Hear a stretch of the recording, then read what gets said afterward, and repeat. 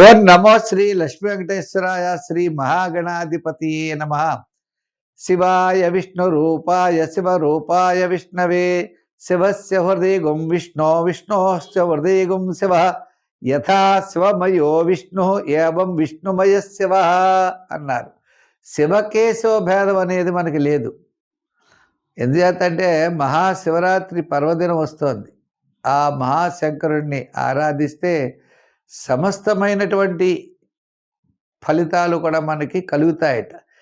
శివుడు ఎవరిని పూజిస్తాడయా అంటే విష్ణువుని పూజిస్తాడట. విష్ణువు ఎవరిని పూజిస్తాడయా అంటే శివుని పూజిస్తాడట. అంచేత ఇద్దరూ ఒకటే అని చెప్పి మన భావాలు కాబట్టి ప్రతి ఒక్కరు కూడా ఈ యొక్క మహాశివరాత్రి పర్వదినమున ఆ శంకరుణ్ణి పూజించాలట. విష్ణు భక్తులందరూ శివుని పూజించాలట, శివభక్తులందరూ విష్ణువుని పూజిస్తూ ఉంటారట. ఇది ఎంత పురాణాల్లో ఉన్నటువంటి వచనాలు అనుకోండి. అంచేత మనం తప్పనిసరిగా మహాశంకరుడి యొక్క ఆశీస్సులు శివరాత్రి నాడు పొందాలి. ఎవరు పొందాలి అంటే గురుబలం లేని వారు తప్పనిసరిగా పొందాలట. గురుబలం ఉన్నవాళ్ళు ఎలాగ పొందుతారు? గురుబలం లేని వాళ్ళు ఎవరయ్యా అంటే మేషరాశి వారికి గురుబలం లేదు.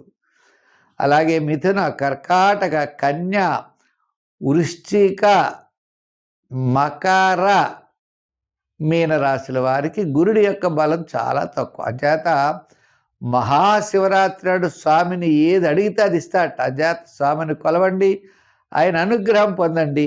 మరి ఆయన అనుగ్రహంతో మన యొక్క వారఫలాలు అనేవి ప్రారంభించబడుతూ ఉంటాయి. అంచేత అటువంటి పర్వదినాన్ని మనం, శివరాత్రి పర్వదినాన్ని మనం సద్వినియోగం ప్రతి ఒక్కరూ చేసుకోవాలి. అంచేత ఈ నెల 15 నుండి మనకి 15 నుంచి 22 వరకు ఉన్నటువంటి గ్రహాల యొక్క పరిస్థితులను అనుసరించి మనం రాశి ఫలాలు తెలుసుకుందాం. మీనరాశి. ఈ మీనరాశి వారికి కుజుడు లాభస్థానంలో ఉన్నాడు. ఇంకా చంద్రబలం అనుకూలంగా ఉన్నది. ఈ వారపు ప్రారంభం, వారం మధ్యలో కూడా తప్పనిసరిగా అనుకూలమైనటువంటి కార్యక్రమాలు పూర్తి చేయగలుగుతారు.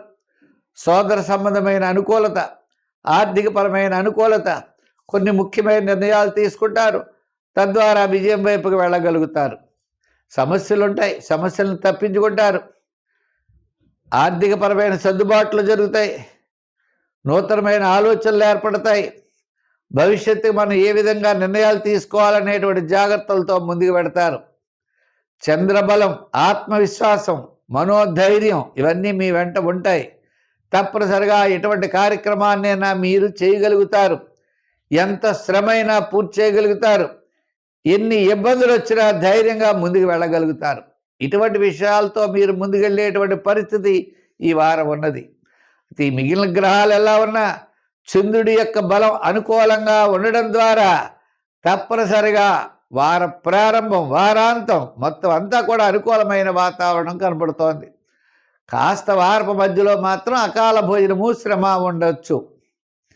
చేత ఈ రాశి వారికి తప్పనిసరిగా కొన్ని నిర్ణయాలు తీసుకోండి.